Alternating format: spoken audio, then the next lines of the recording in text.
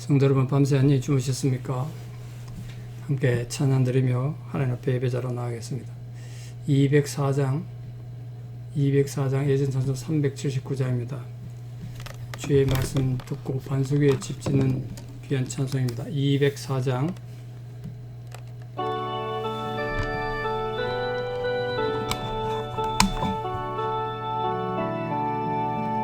주의 말씀 듣고서 준행하는 자는 반석 위에 터닫고 집을 지음 같아.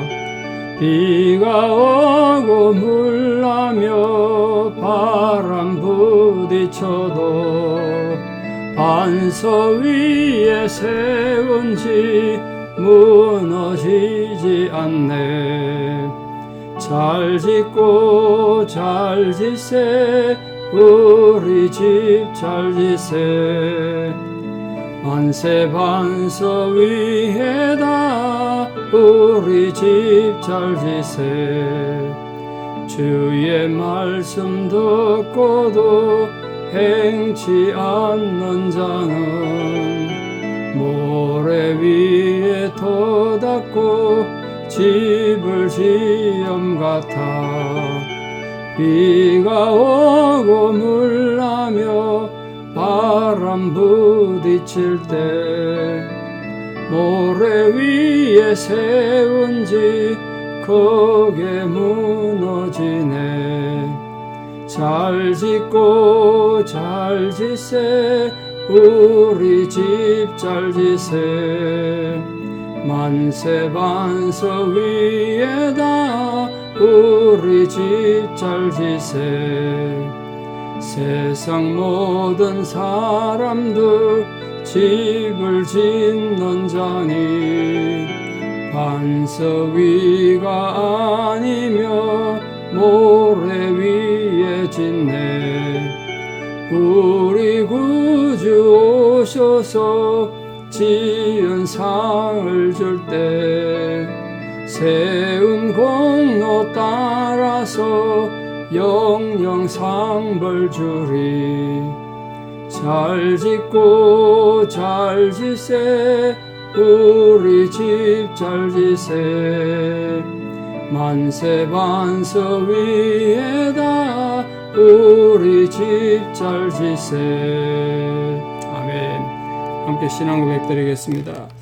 전능하사 천지를 만드신 하나님 아버지를 내가 믿사오며 그 외아들 우리 주 예수 그리스도를 믿사오니 이는 성령으로 잉태하사 동정녀 마리아에게 나시고 본디오 빌라도에게 고난을 받으사 십자가에 못 박혀 죽으시고 장사한 지 사흘 만에 죽은 자 가운데서 다시 살아나시며 하늘에 오르사 전능하신 하나님 우편에 앉아 계시다가 재료로서 산자와 죽은 자를 심판하러 오시리라. 성령을 믿사오며 거룩한 공회와 성도가 서로 교통하는 것과 죄를 사하여 주시는 것과 몸이 다시 사는 것과 영원히 사는 것을 믿사옵나이다. 아멘. 오늘 하나님께서 우리에게 주신 말씀은 히브리서 4장 10절에서 16절입니다. 히브리서 4장 10절에서 16절. 히브리서 4장 10절에서 16절 봉독에 올립니다. 이미 그의 안식에 들어간 자는 하나님이 자기의 일을 쉬신 것 같이 그도 자기의 일을 쉬느니라. 그러므로 우리가 저 안식에 들어가기를 힘쓸지니 이는 누구든지 저 순종하지 아니하는 본에 빠지지 않게 하려 함이라. 하나님의 말씀은 살아있고 활력이 있어 좌우의 날선 어떤 검보다도 예리하여 혼과 영과 및 관절과 골수를 찔러 쪼개기까지 하며 또 마음의 생각과 뜻을 판단하나니 지으신 것이 하나도 그 앞에 나타나지 않음이 없고 우리의 결산을 받으실 이의 눈앞에 만물이 벌거벗은 것 같이 드러나느니라. 그러므로 우리에게 큰 대제사장이 계시니 성천하시니 곧 하나님의 아들 예수시라. 우리가 믿는 도리를 굳게 잡을지어다. 우리에게 있는 대제사장은 우리의 연약함을 동정하지 못하실 리가 아니요 모든 일에 우리와 똑같이 시험을 받으신 이로되 죄는 없으시니라.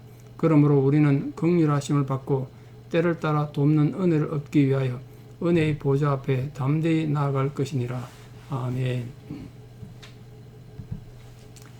우리 은혜의 감격에 대해서 또 영원한 안식에 대해서 말씀을 계속 이어가겠습니다.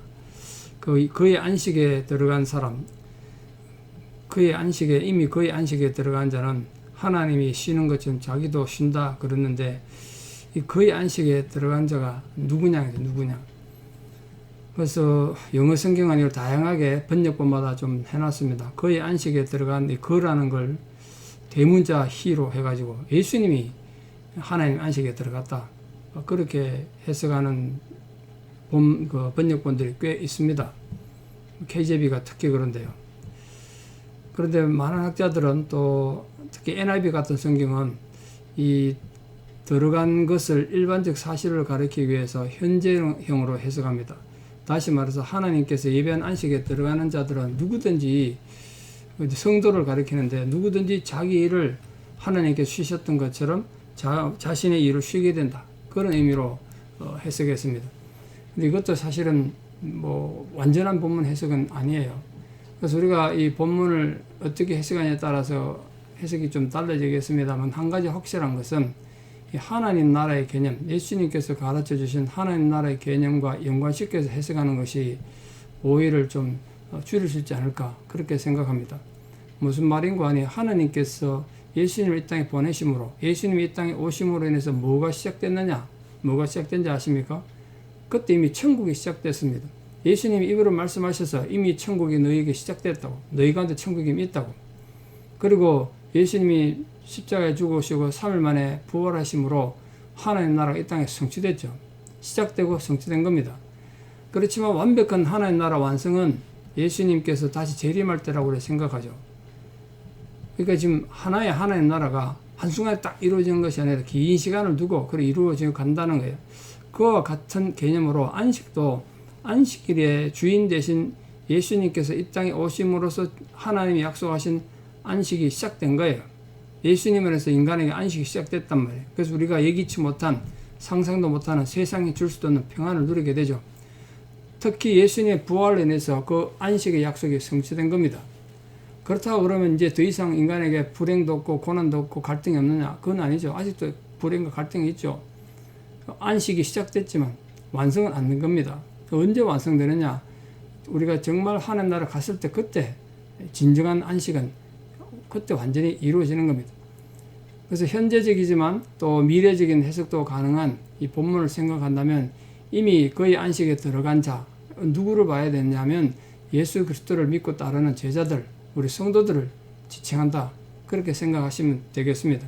그러니까 우리가 언젠가 이후에 천국 가게 되면 하나님께서 창세 이후에 모든 걸 창조하신 뒤에 쉬신 것처럼 영원한 안식을 누릴 것이다, 그렇게 말씀하는 거예요. 그러니까 요한이 앞서서 말한 것처럼 내 말을 듣고 또 나 보내신 이를 믿는 자는 영생을 얻었다, 그리고 심판을 받지 않는다, 사망에서 생명으로 옮겼느니라, 그렇게 말씀했지 않습니까? 우리 인간 운명의 세 가지 변화를 과거, 현재, 미래에 따라서 이렇게 말씀하셨는데, 그것처럼 우리 또한 천국에 가면 영원한 안식을 누릴 것이다, 그걸 지금 말하고 있는 겁니다. 거기에 따라서 그런 안식을 지금 어떻게 얻게 되느냐, 그 11절 말씀 보시면 우리가 저 안식에 들어가기를 우리가 힘쓴다고 되어 있기 때문에 우리가 성도가 맞는 거죠. 예수님 말하면 말이 안 되는 거죠. 누구든지 저 순종하지 아니하는 본에 빠지지 않도록, 지금이나 그때나 예수님 당시에도 마찬가지고 지금도 우리 주변에 교회 안에 이 순종하지 않는 사람이 얼마나 많습니까? 그런 사람 본을 따르면 안 된다는 거예요. 영원한 안식을 누리기 위해서. 그럼 어떻게 해야 순종하지 않는 불순종의 본을 따르지 않고 순종함으로 진정한 순종과 또 안식을 누릴 것인가? 그게 말씀이래요. 말씀의 능력. 그 12절 13절에 이 성경이 어떤 기능을 가지는가에 대한 성경에서 가장 핵심적인 이 설명이 오늘 히브리서 4장 12절 13절에 있죠. 하나님의 말씀 어떻게 설명했나 보십시오. 운동력이 있다. 성경 말씀은 움직이는 힘이 있다는 거예요. 운동력이 있고, 또 좌우에 그 양날금이죠. 양날금을 가진 어떤 금보다도 예리하다. 그 말은 하나님 말씀이 인격적이기 때문에 살아있는 거예요. 죽은 문자가 아니라는 거예요. 운동력이 있다는 거예요. 그 운동력이 있다는 것은 인간의 마음속에 들어와서 인간의 마음을 변화시키도록 작동한다는 뜻이죠. 그 말씀을 통해서 얼마나 많은 사람들이 자기 인생을 바꾸고 생각을 바꿨습니까? 인간의 마음속에서 작동한 힘, 그게 운동력으로 표현했습니다. 운동력.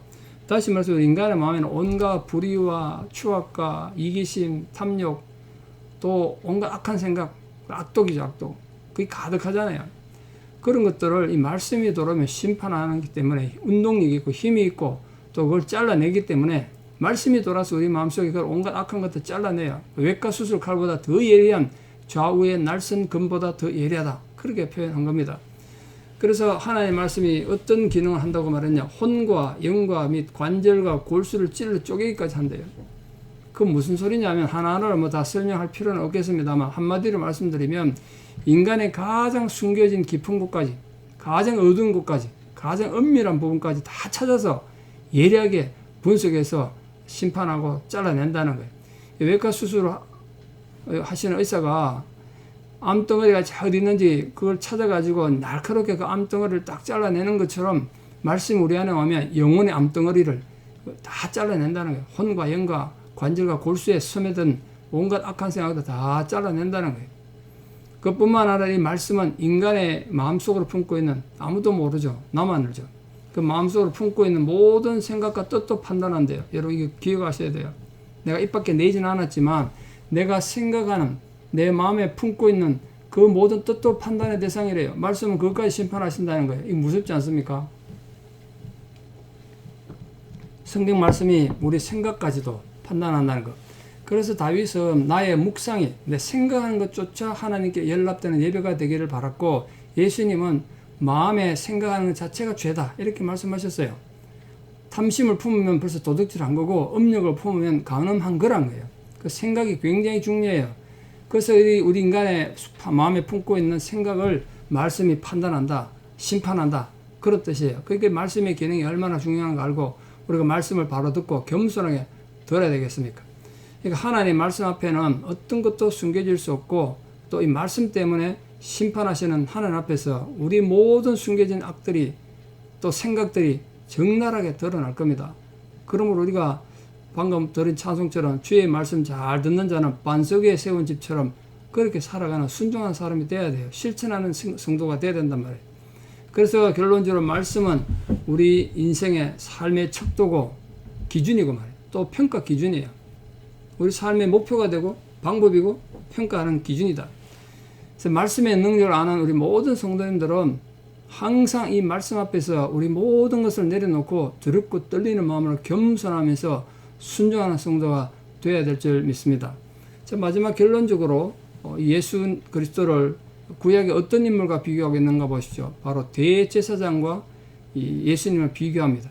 구약시대의 제사제도를 들어서 이 대제사장이신 예수 그리스도를 비교해요. 그러니까 이 히브리서 쓴 사람은 구약 성경을 아주 깊이 알았던 사람 같아요. 구약시대의 제사제도는 여러분 잘 아시죠? 하나님께서 자기 백성들의 죄를 사하시고 악한 인간들이 하나님과 원수가 된 인간들과 하나님과 화목하게 하는 유일한 수단으로서 제사제도를 주셨습니다. 그 사역을 수행하기 위해서 대제사장은 1년에 한 번씩 지성소에 들어가서 모든 백성들의 죄를 대신해서, 물론 자기 죄도 용서받습니다만 자기 죄와 모든 백성들의 죄를 함께 모아서 제사 드림으로써 용서를 받았습니다. 이런 위치와 신분을 가진 대제사장을 오늘 예수 그리스도와 비교한 것은 이 구약의 제사 제도와 예수님께서 달려주고 오신 십자가 사건을 긴밀히 연결해서 말씀드린 거예요. 예수님은 당신의 몸을 제물로 드렸습니다. 옛날 대제사장은 소와 양을 잡고 또 염소를 잡아서 하나님께 드렸습니다만 예수님은 자기 몸을 제물로 해서 모든 인류의 대속 사역을 감당하신 겁니다. 그러니까 이스라엘의 대제사장은 1년에 한 번 하나님 앞에 나가서 인간들의 죄를 용서받았습니다. 또 매년 가야 되죠. 그런데 예수님은 이 영원한 대제사장, 하나님 나라의 영원한 우주의 대제사장이 되셔서 매년 드리는 제사가 아니라 영원한 제사를 드린 거예요. 두 번 다시 제사가 필요 없는.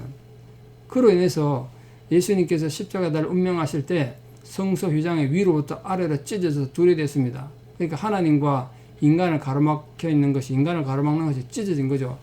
누구든지 이 기존의 모든 장애물 틀을 극복하고 지성소에 담대히 들어갈 수 있다. 하나님을 나가서 기도할 수 있고 예배드릴 수 있는 그런 관계가 됐다는 거예요. 다시 말씀드려서 예수님께서 구약의 대제사장이 1년에 단 한 번만 지성소에 들어가서 자기와 모든 백성들의 죄를 용서받고 제사 드린 것처럼 예수님은 단번에 모든 인류의 죄를 다 사하시기 위해서 하나님 앞에 제사 드려서 영원한 제사를 드렸다는 겁니다. 또 예수님은 죄가 없으시면서 죄 있는 우리 인간의 몸으로 오셨지 않습니까? 그러다 보니까 이 죄 있는 인간들이 겪어야 될 모든 연약함을 직접 체휼하셨다. 직접 체험하셨다는 거예요. 우리가 예수님은 이런 것도 모를 거다 이러면 굉장히 잘못된 생각이죠. 인간들과 똑같이 시험 받으셨기 때문에 인간들이 시험 받을 때 형편과 입장을 다 하신다고요. 그걸 다 받으신 후에 영원한 하늘나라 지성소에 들어가셔서 우리를 위한 제사를 드렸다는 거예요. 이처럼 대제사장이 이 놀란 예수 그리스도의 대제사장이 우리 구주가 되시기 때문에 우리는 때를 따라 돕는 은혜를 얻기 위하여, 즉 구원받는 은혜를 얻고 이 세상의 영적 전쟁에 승리할 수 있는 은혜를 얻기 위하여 은혜의 보좌 앞, 다시 말해 지성소에 하나님 앞에 담대히 나가서 하나님을 예배할 수 있고 기도할 수 있고 하나님과 교제할 수 있는 놀라운 특권을 누렸습니다. 우리 모든 성도님들이 그 사실을 알고 오늘도 예수 그리스도의 십자가 든든히 붙잡고 나가서 하나님과 깊은 교제가 있기를 바랍니다. 결코 순종하지 않는 자들의 본에 빠지지 않도록 이웃도 잘 사귀시고요. 사람 때문에 시험 들지 않도록 여러분 마음가짐을 잘 하시고 특히 여러분 개인의 비극과 어려움이나 질병으로 마음이 시험에 들지 않도록 자신을 잘 지켜서 하나님 앞에 충성하는 정말 반석 위에 자기 영혼의 집을 짓는 거룩한 성도님들, 승리하시는 성도님들 다 되시기를 진심으로 축원합니다. 기도드리겠습니다. 아버지 하나님의 크신 은혜와 사랑을 감사합니다. 죄인 가운데 괴수 같은 저희들을, 죽음 마땅한 저희들을 일방적으로 찾아오셔서 부르시고 하나님 자녀 삼으시고 주의 제자 삼으셨을 뿐 아니라 영원한 천국의 안식을 우리에게 허락해 주셨습니다. 주께서 주신 이 영원한 안식으로 말미암아 우리가 결코 이 세상의 여러 가지 혼란스러움과 부족함과 안타까움에서 결코 조정당하거나 실패하지 않고 믿음으로 승리하는 놀란 주의 백성들 되게 도와주시옵소서. 지금도 질병으로 고통받고 노안으로 고생하신 여러 성도님들, 또 자녀들의 질병으로 안타까운 마음으로 기도하는 부모님들의 그 눈물의 기도에 우리 아버지 하나님 구체적인 위로가 함께 해주시기를 간절히 기도드립니다. 두고 조국에 이제 다음 주면 대통령 선거가 있는데 빨리 선거가 잘 끝나서 분열되고 깨어진 백성들이 하나가 되고 회복되는 은혜가 있게 하여 주시옵소서. 어떤 사람이 대통령 되더라도 지혜를 주셔서 백성들을 마음이 하나가 되도록 이끌 수 있도록 지혜를 주시고 국론 분열이 더 이상 생겨나지 않도록 도와주시옵소서. 우리가 살아낸 미국 땅에도 복 주셔서 연일 들려오는 인종차별 문제 또 여러 가지 안 좋은 사건들에 대해서 하나님의 도우심을 구합니다. 특별히 우크라이나 사태에 대해서 하나님 기도드리오니 우크라이나를 침범한 그 악한 세력들 주께서 물리쳐 주시고 자신들의 나라를 위해서 눈구덩이 속에 눈물을 흘려 기도하는 그 백성들의 기도에 하나님 귀 기울여 주시기를 간절히 기도드립니다. 이제는 우리 주 예수 그리스도의 은혜와 하나님 아버지의 만극하신 사랑과 성령님의 위로 교통 역사하심이 진실로 주를 사랑함으로 주의 본을 받아서 모든 영적 공격에서 믿음으로 승리하기를 결단하고 또 반석 위에 영혼의 집을 짓기를 결단하는 사랑하는 성도님들의 신앙의 고백 위에 또 우리 사랑하는 모든 자녀들 삶 위에 이제부터 영원토록 함께 하시옵기를 간절히 축원합니다. 아멘. 예, 오늘 금요일입니다. 이따가 저녁에 성경 공부 때 뵙겠습니다. 감사합니다.